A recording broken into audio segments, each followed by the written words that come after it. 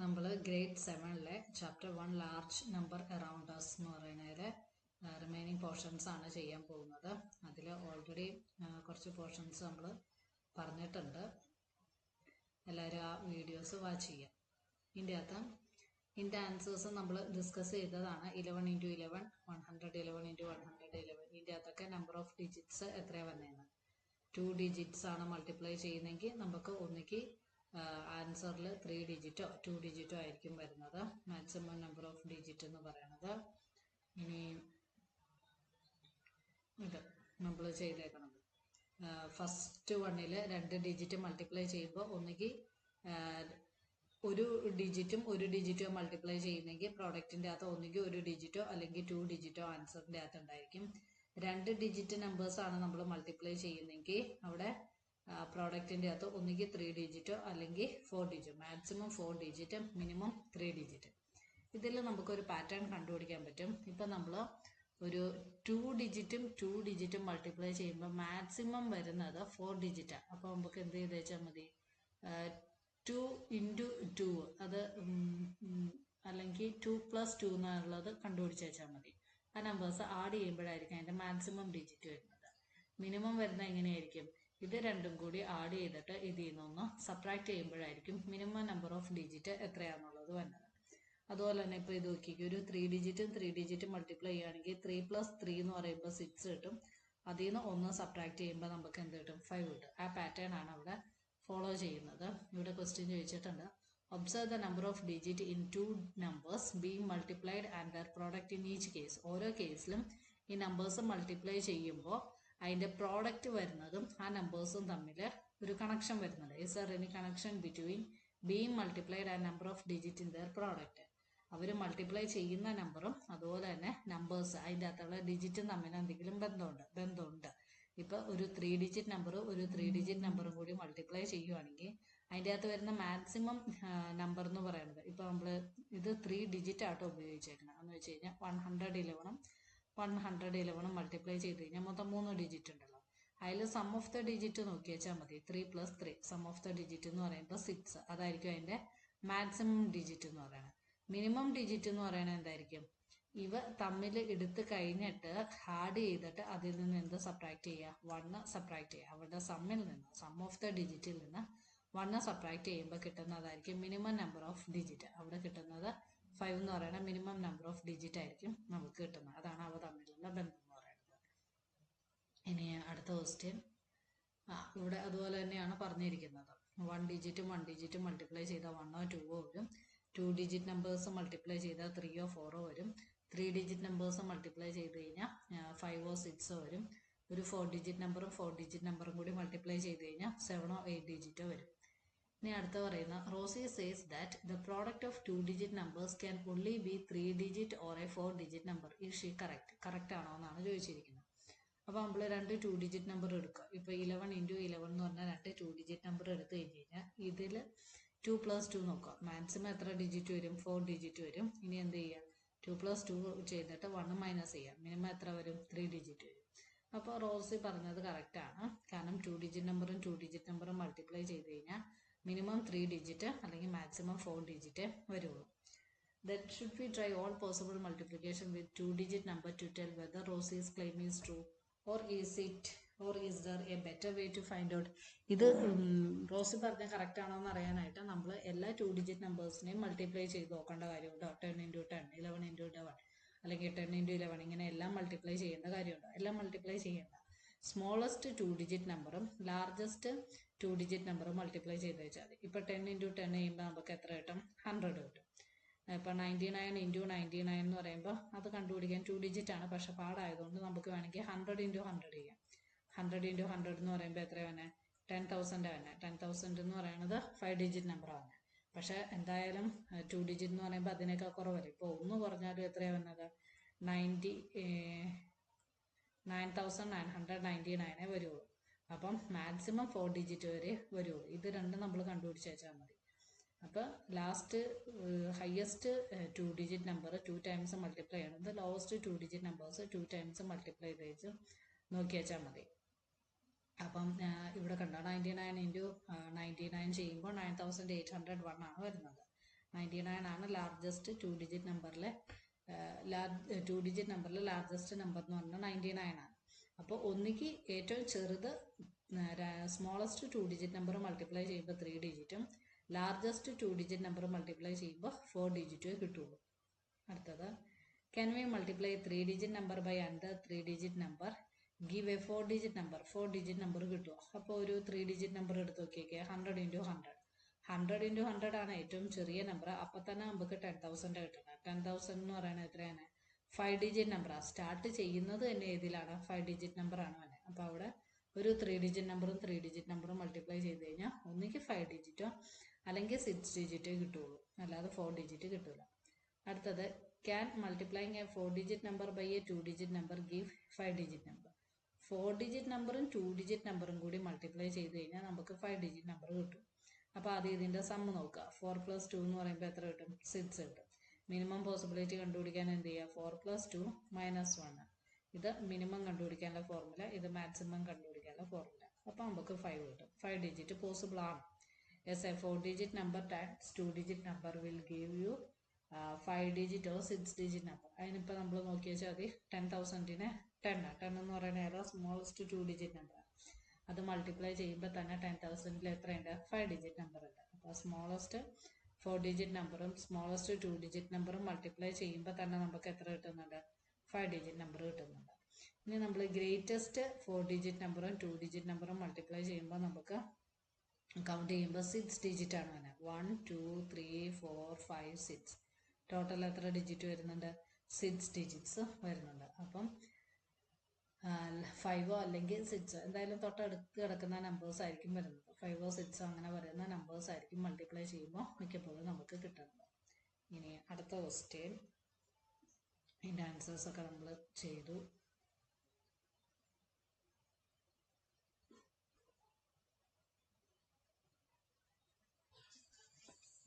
ഇവിടെ she explained her reasoning. 2 digit number ഇത് should we try all possible multiplication? എല്ലാ മൾട്ടിപ്ലിക്കേഷനും നോക്കേണ്ട ആവശ്യമുണ്ടോ എന്നുള്ളതിൻ്റെ എക്സ്പ്ലനേഷൻ ആണ് ഇവിടെ കൊടുത്തിരിക്കുന്നത്. ഇനി അടുത്ത question, observe the multiplication statement below. Do you notice any pattern? ഇതിൻ്റെ അകത്ത് എന്തെങ്കിലും പാറ്റേൺ കാണാൻ പറ്റുമോ? See if this pattern extend to other numbers as well. വേറെ നമ്പേഴ്സിനും കൂടി ഇത് ചെയ്യാൻ പറ്റുമോ? 1 ഡിജിറ്റ് മൾട്ടിപ്ലൈ ചെയ്യുമ്പോൾ ഒരു 1 ഡിജിറ്റോ അല്ലെങ്കിൽ ഒരു 2 ഡിജിറ്റോ ആണ് കിട്ടുന്നത്.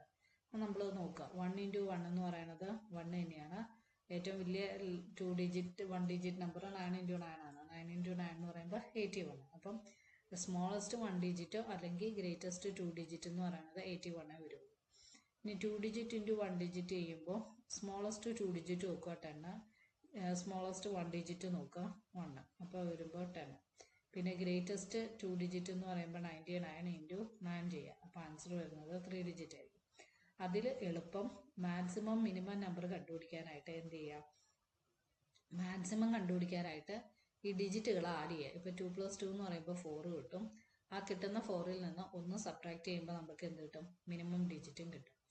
5 × 5 എന്ന് പറയുമ്പോൾ 5 + 5 ചെയ്യുക. 5 + 5 എന്ന് പറയുമ്പോൾ എത്ര കിട്ടും? ഇവിടെ 10 ഡിജിറ്റ് കിട്ടും.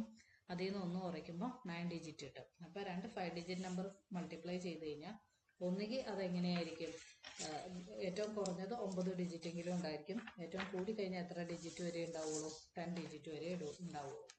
ഇനി അടുത്തത് 8ഉം 3 ഡിജിറ്റ് നമ്പറും കൂടി മൾട്ടിപ്ലൈ ചെയ്ത് കഴിഞ്ഞാൽ 8ഉം 3 ഡിജിറ്റ് നമ്പറും മൾട്ടിപ്ലൈ ചെയ്ത് കഴിഞ്ഞാൽ 8 + 3 എന്ന് പറയുമ്പോൾ 11. മാക്സിമം 11ഉം മിനിമം 10ഉം ആയിരിക്കും വരുന്നത്. ഇനി 12ഉം 13ഉം മൾട്ടിപ്ലൈ ചെയ്ത് കഴിഞ്ഞാൽ 12 + 13 എന്ന് പറയുമ്പോൾ 25 ആയിരിക്കും വരുന്നത്. മിനിമം എത്ര ഡിജിറ്റ് ആയിരിക്കും ഉണ്ടാവുന്നത്?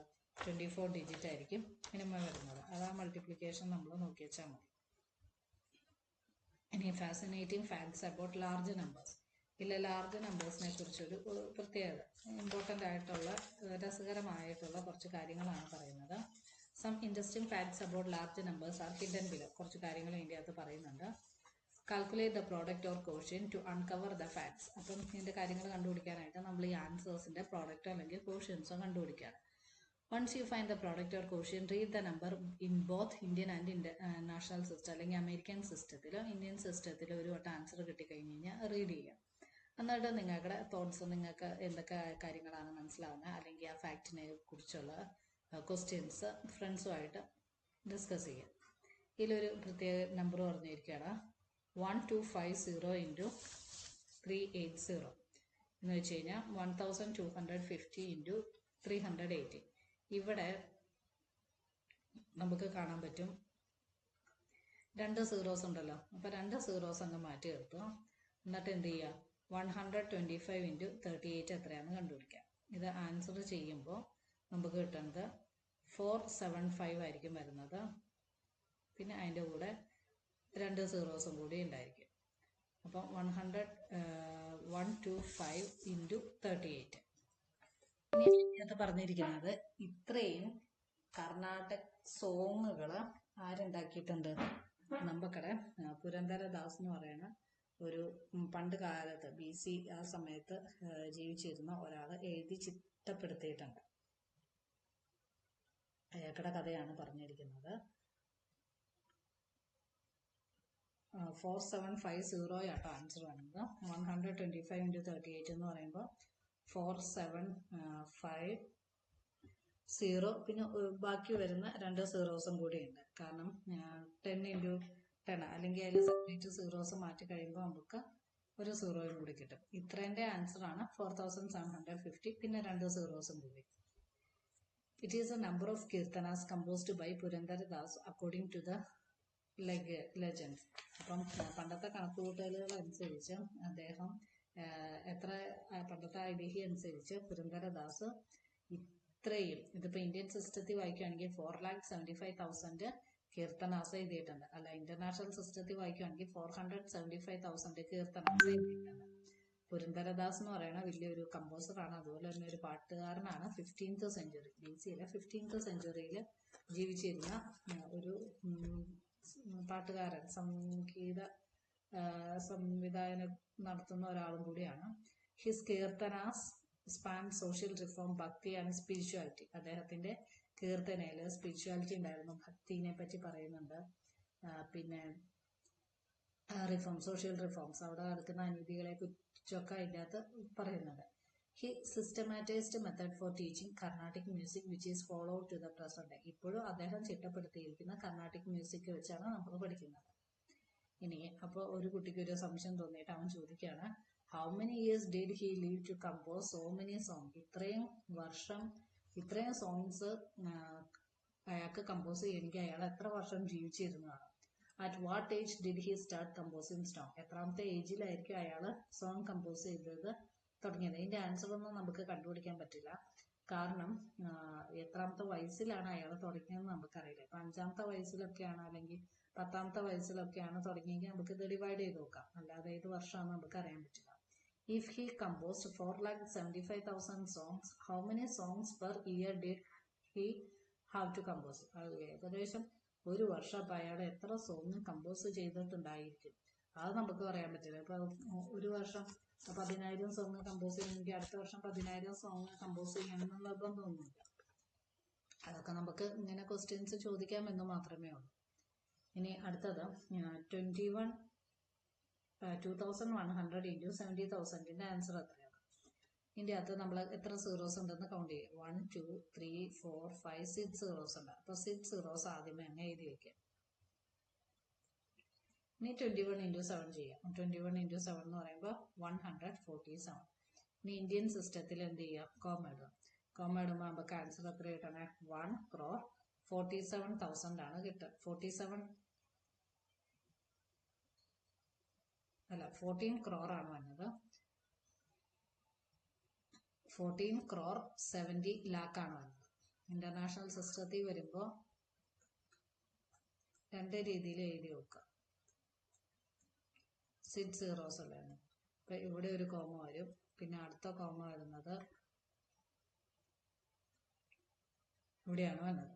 അപ്പം ഇവിടുത്തെ വരുമ്പോൾ 147 million ആണ് വരുന്നത്. ഇവിടെ വരുമ്പോൾ 14 crore 70 lakh is approximate distance in kilometers between earth and sun. നമ്മുടെ എർത്തും സണ്ണും തമ്മിൽ ഏകദേശം 14 crore 70 lakh ഡിസ്റ്റൻസ് ഉണ്ട്.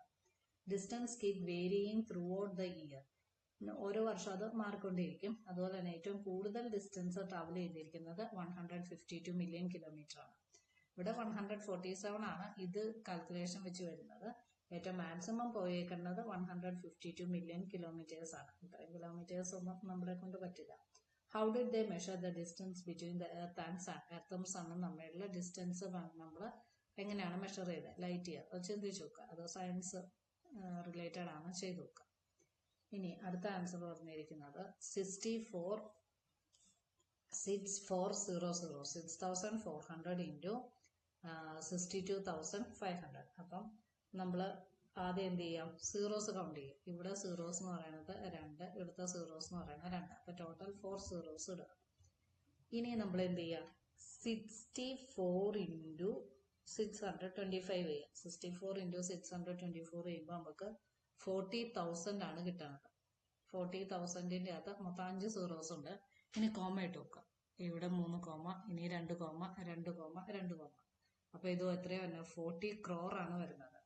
It is the average number of liters of water in Amazon River discharged into Atlantic Ocean every second. ഓരോ സെക്കൻഡിലും ആണ് ഓർക്കണം. ഓരോ സെക്കൻഡിലും Amazon river Atlantic ഓഷ്യനിലേക്ക് വിടുന്നത് 40 കോടി ലിറ്റർ ഓഫ് വാട്ടർ ആണ്. അപ്പം the rivers flow into Atlantic is so much that drinkable fresh water is found even 160 kilometer into the open sea. നമ്മൾ ഈ സീയിലേക്ക് പോയി, നമുക്കറിയാലോ അവിടെ സീയിൽ വരുമ്പോൾ ഉപ്പുവെള്ളമായിരിക്കും തന്നെ. പക്ഷെ 160 കിലോമീറ്റർ അപ്പുറം പോയാൽ പോലും നമുക്ക് എന്ത് കിട്ടും? ഈ ആമസോണിലെ ഫ്രഷ് വാട്ടർ ലേക്കിലെ വെള്ളം നമുക്ക് കുടിക്കാൻ പറ്റും. ഫ്രഷ് വാട്ടർ വെള്ളം കുടിക്കാൻ പറ്റും. ആമസോൺ നദി കേട്ടോ, ലേക്കല്ല. As you did before, divide the given number to uncover interesting facts about division. ഇനി ഡിവിഷൻ ചെയ്ത് തന്നെ നമുക്ക് നോക്കാം. ക്വസ്റ്റ്യൻസ് ചിന്തിച്ച് നോക്കാനാണ് പറഞ്ഞിരിക്കുന്നത്. ഇവിടുത്തെ ഡിവിഷൻ ആണ് വന്നത് 139,530 സീറോസ് ഡിവൈഡഡ് ബൈ 150. അതിൽ ഒരു സീറോയും കട്ട് ചെയ്തു. ഇനി നമ്മൾ ഇതിനെ ഡിവൈഡ് ചെയ്ത് നോക്കാം. 139,500 ഡിവൈഡഡ് ബൈ 50. ഇതിനെ ഡിവൈഡ് ചെയ്യുമ്പോൾ നമുക്ക് കിട്ടുന്ന ആൻസർ 9,300 ആണ്. അപ്പം 9,300 kilometre is the distance of the longest single train journey in the world. നമ്മുടെ വേൾഡിലെ ഏറ്റവും ഒറ്റ യാത്രയിൽ പോകുന്ന സിംഗിൾ ട്രെയിൻ ജേർണി എന്ന് പറയുന്നത് ഇത്രയും ഡിസ്റ്റൻസ് ആണ്, 9,300 കിലോമീറ്റർ ആണ്. ഈ ട്രെയിൻ ട്രാവൽ ചെയ്യുന്ന എവിടെ നിന്നാണ്?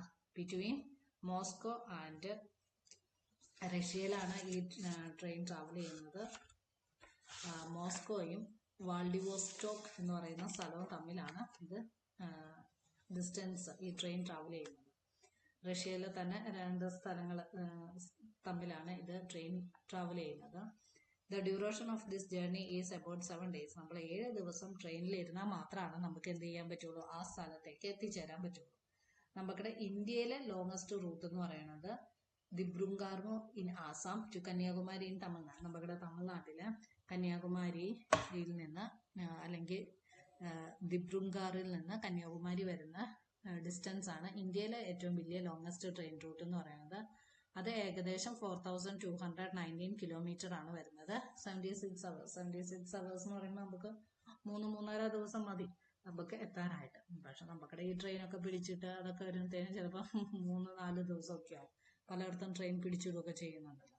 അപ്പം ഇവിടെ യൂഷ്വലി ട്രെയിൻ ട്രാവൽ ചെയ്ത് കഴിഞ്ഞാൽ 3 ദിവസം ഇന്ത്യയിൽ. മറ്റേ റഷ്യയിലാണെങ്കിൽ ഏറ്റവും 7 ദിവസം. ആ 7 ദിവസം എന്ന് പറയുന്നത് അതാണ് വേൾഡിൽ തന്നെ ഏറ്റവും കൂടുതൽ ടൈം എടുത്ത് ട്രാവൽ ചെയ്യുന്നത്.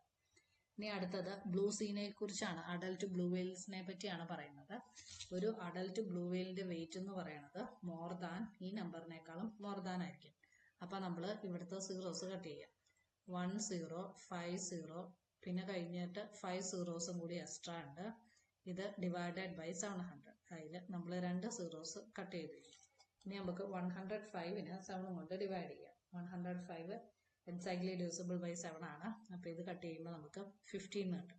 അപ്പൊ ഇനി ബാക്കിയത്തെ സീറോസ് എഴുതുമ്പോൾ 1 5 0 0 0 0 എത്ര സീറോസ് ഉണ്ട്? 1 2 3 4 സീറോസ് ഉണ്ട്. അപ്പൊ നമ്മൾ കോമ ഇട്ട് കഴിയുമ്പോൾ 1,50,000. അപ്പോൾ ഒരു വലിയ അഡൽട്ട് ബ്ലൂ വെയിലിന്റെ വെയിറ്റ് എന്ന് പറയുന്നത് എത്രയായിരിക്കും? മോർ ദാൻ 1,50,000 ആയിരിക്കും. കിലോഗ്രാമിൽ കൂടുതലായിരിക്കും വരുന്നത്. പുതുതായിട്ടുണ്ടാവുന്ന ബ്ലൂ വെയിലിന്റെ വെയിറ്റ് എത്രയായിരിക്കും എന്നത്?